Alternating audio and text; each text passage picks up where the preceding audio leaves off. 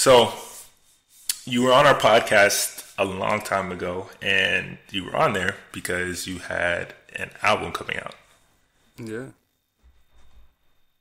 Yeah, man. It was, You wanna tell us, what was your yeah, feelings after your first release? What was the responses? What was it? Just what was the overall yeah. experience of releasing? Your first one, and what people think about it? What you think about it? Looking back at it, and you hope to Yeah. learn from it. Man, it's been crazy. Mainly because I think I have to actually go listen back to the first podcast, but at the time, the big hang up with the debut album for me, Jaron Lamar Davis, My View Through the Lens of Music, was I had been listening back and forth to those songs for so long. Most of the material I wrote in 2015, so I was not prepared to receive. I won't say accolades because I haven't won any awards or anything, but I guess the rave reviews that I've gotten from listeners I was not expecting, mainly because the music, to me, I was so self-critical about a lot of it. Being fresh out of school, the school that I went to they didn't encourage building artistry.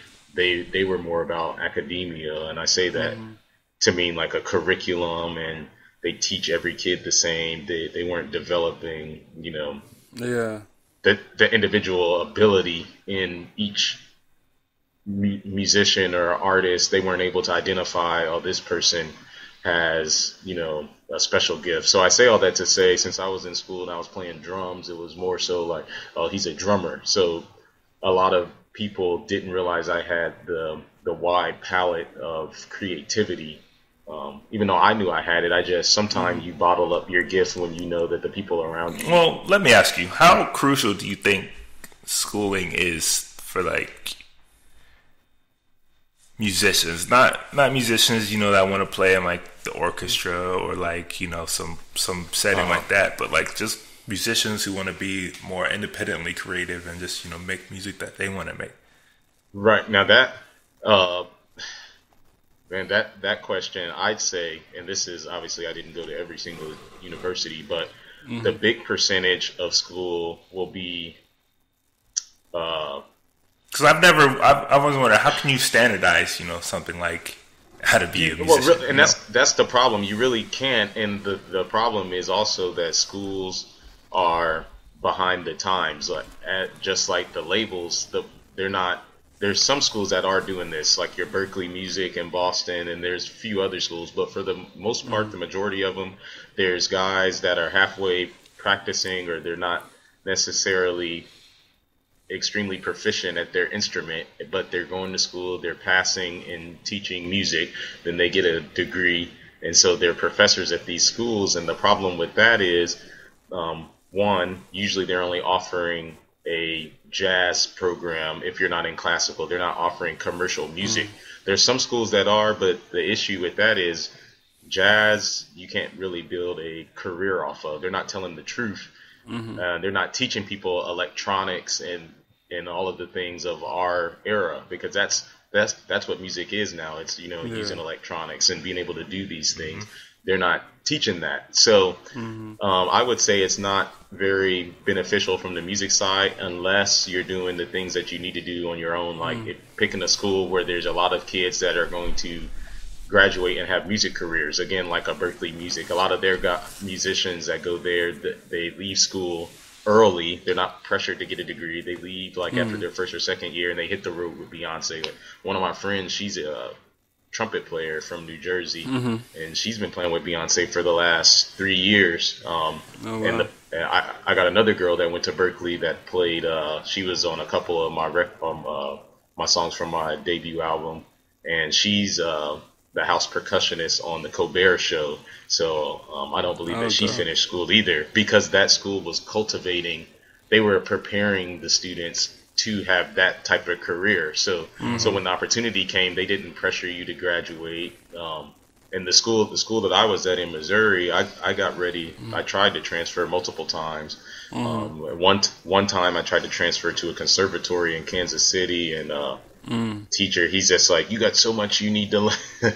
Like keep in mind, I've been playing drums since I was 2 years old. I've played in all different types of backgrounds, the church, and I'm hungry and self-driven, but in I'll call it what it is, like white academia world, because that's what it is. Oh, you got so much you need to learn, and like you said, Darice, it's not, music is so like immeasurable. It's hard to gauge. So how do you know? Like, we're always learning. If you're an individual or as a man, you should always be learning. So what does that mean? You know, what percentage of people you've played with would you say is like school taught and versus just experience taught? You know. Oh man, I'd say for me it's half and half, and I say that to say, again, not to get into race, but since I'm on both sides of the playing field, depending on the style of music, usually if I'm playing neo soul or gospel, R&B, pretty much anything that's like the music that people want to hear, most of those guys were not schooled. They may have done like what I did. Like, I wasn't schooled. I had been learning and playing, but then I decided to go to school just to polish up and then try to meet people and stuff too. But I was already a professional musician when I went to school, which is a lot different than somebody coming out of high school that hasn't really, played any studios or worked with professional musicians before. So I'd say that percentage, it's a lot stronger for me. But when I'm doing like straight ahead jazz gigs or like private wedding parties, it seems like I'm playing with more school musicians. I'm in a piano trio right now with this killing piano player, and he's a good friend of mine, but he's went to some extremely prestigious schools. You would think those are more like guaranteed, I won't say guaranteed, but more like consistent gigs would be more like leaning towards that more academic musician. If you go to the right school, and that's what a lot of people, when I was wondering should I even go to school for music, one thing that they always said is, if you go to a music school, make sure you go somewhere where there's a lot of talent and like-minded peers, because essentially those are the ones that will hire you when they graduate. So basically you have to gauge it almost like a scout, looking at it as, okay, this person's talented, but they're also putting the work in and they have a real shot of doing something big. So the problem with that also is when you do it in Missouri, that whole thing is kind of null and void because nobody's in Missouri. So if you're going to music school, you need to be considerate of where. I'd recommend like going to somewhere in one of the major hubs, of course, like New York, LA, even Chicago or Nashville. Like somewhere like that. Chicago's not a huge music scene, but those types of cities, since it's a bigger city, you have people that are probably going to be willing to move to a New York or LA after they're done with school. And that's usually how a lot of guys get, the good consistent work, and honestly separates people from being able to play if you're playing at a bar compared to those that are on the road with a Kendrick Lamar. A lot of the music circles are so tight knit that if you're in LA, the percentage of getting a top pop gig is just, it's harder because there's more musicians around, but the percentages of probability is still greater than being in, St. Louis. So there's a lot of factors to weigh in.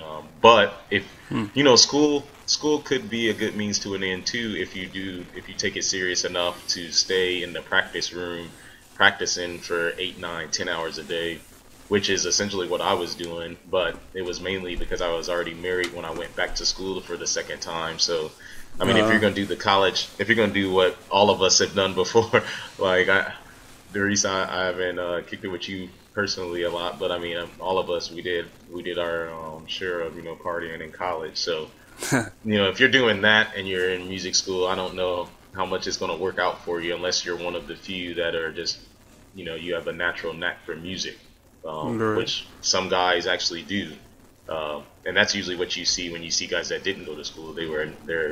They still honed their craft, but they had a gift to do it. They kind of had it, So okay, back to your album a little bit. You did the college thing, so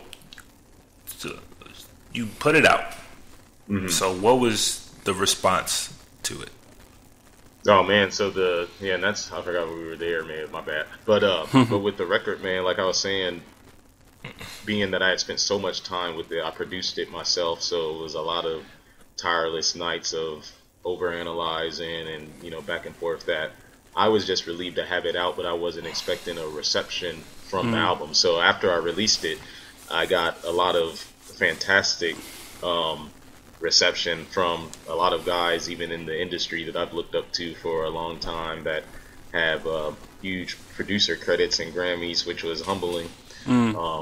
Because I just, I didn't expect anything. So a lot of it, once I released it, my main focus was I need to get back in the studio and work on the next project, because that music I did so long ago, I have a new side of me that I'm wanting to show. But having said that, I've gotten some great opportunities from this album.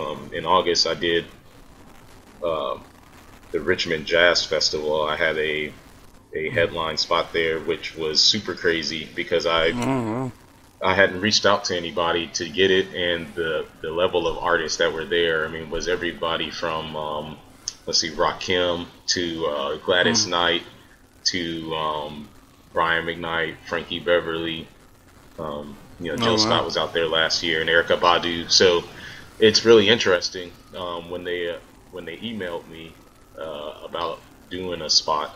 Yeah, I thought it was gonna be all local artists there, because right. It's like, I don't have that platform. But it just, releasing this album has taught me a lot, and it also shows me that being on a label or any of that stuff doesn't matter. If something's meant for you, and you have a product that people enjoy, they really don't care about that, which has encouraged me a lot to kind of change my focus. So I had that happen, and then I in the past 2 weeks, I've been getting a lot of airplay on the major radio station in Baltimore, 88.9 WEAA, on their morning show.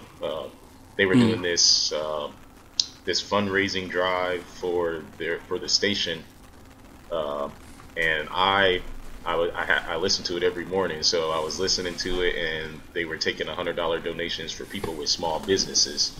So and then they said, if somebody, if you have a small business or you donate at least $100 mark, then you can call, also request your favorite song and all this, and we'll give you a shout out. So I called them. I'm just gonna see if they'll play my song, because essentially I've had some publicists that wanted to that have reached out to me, and that's what they do. So they try to shop you around for press, like radio stations and album reviews. So it's expensive though. So I figured I need to start doing this on my own. If I'm donating $100 to this radio station, that's still a lot cheaper than what I would be paying a publicist to essentially try to get the same thing for me, with no guarantee that they would even get the music. So I called them, and I told them, I said, I don't need a shout out. I'm not a small business, but I said, I have $100.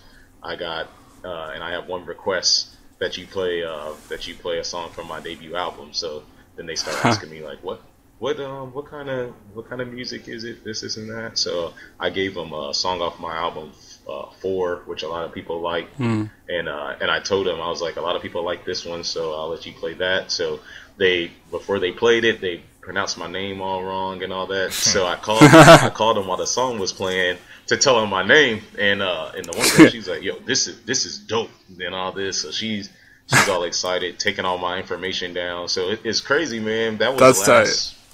Yeah, man, that was last Wednesday. So they were just going on and on the radio about it afterwards. Like, my wife called me. I was trying to listen, so I was mad because they was like, "Oh, we're definitely adding this music to the playlist." Like, they're saying all this on the air. Oh, wow! And a couple people that knew me from Baltimore called in and like, "Hey, I know this guy. He's a great drummer and all that." So but this fast forward to this Monday, I was driving in the car again, and I heard Mr. Scroggins during the morning show. Oh, swag!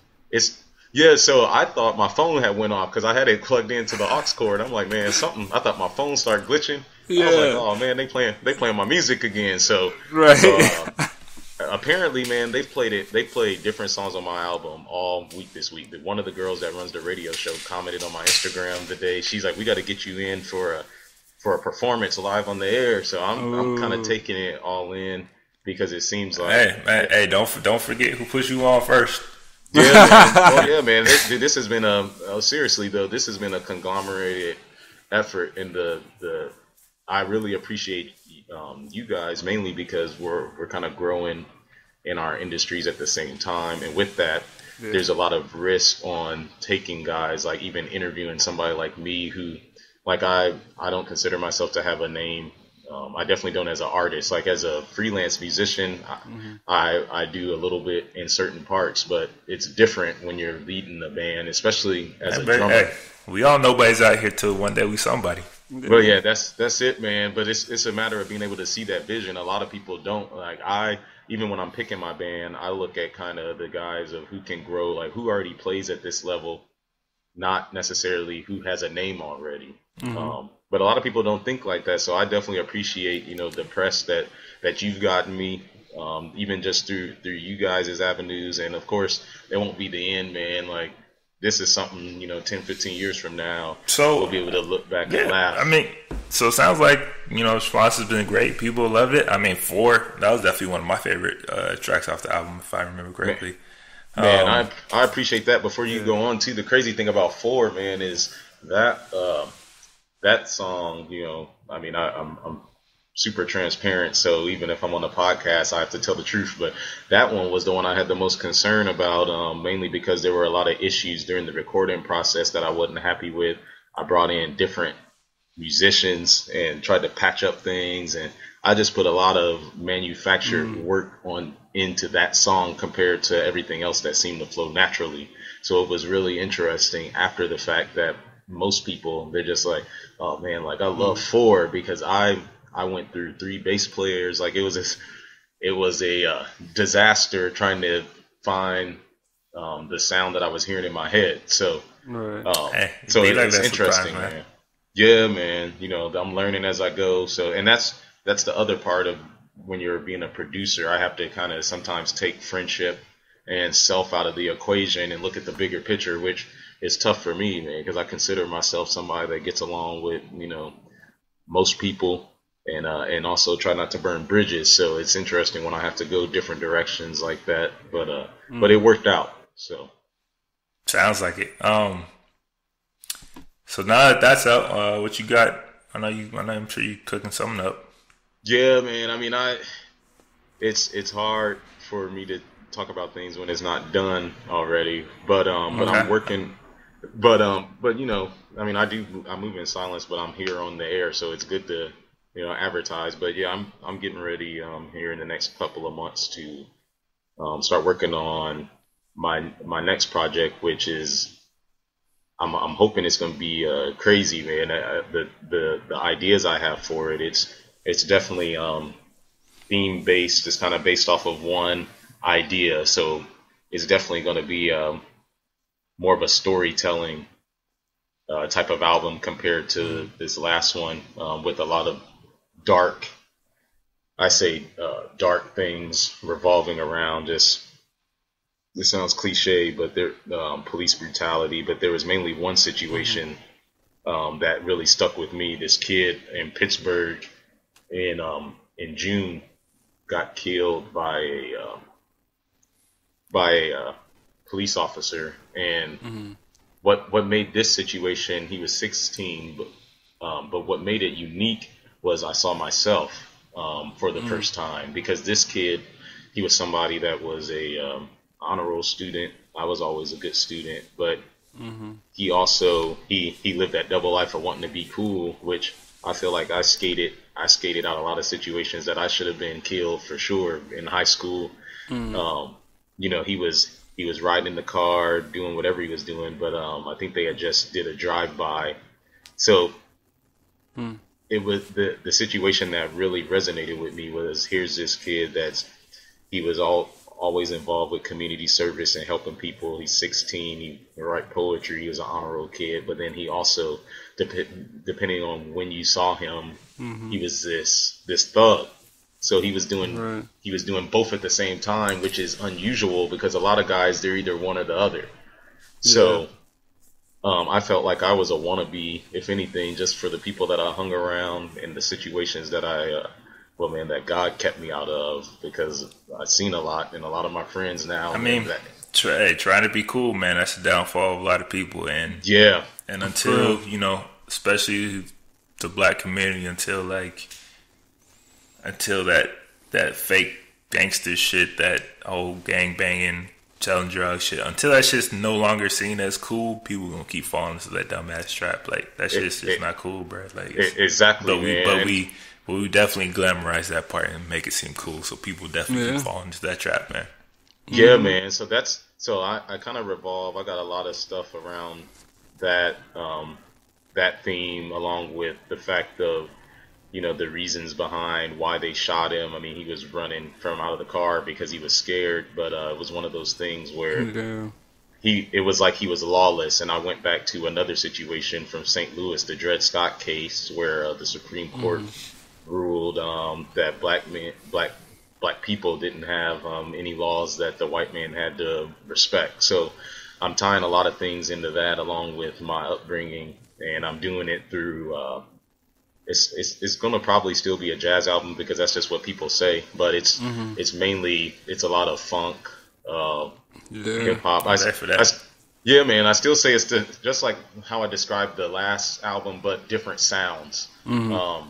So I'm interested. I got the album art already, so that Nice. keeps me inspired, because my friend, when I kind of told him the storyline, he Mm-hmm. had visions to just get started. So I told him, well, I'll take a look, Nice.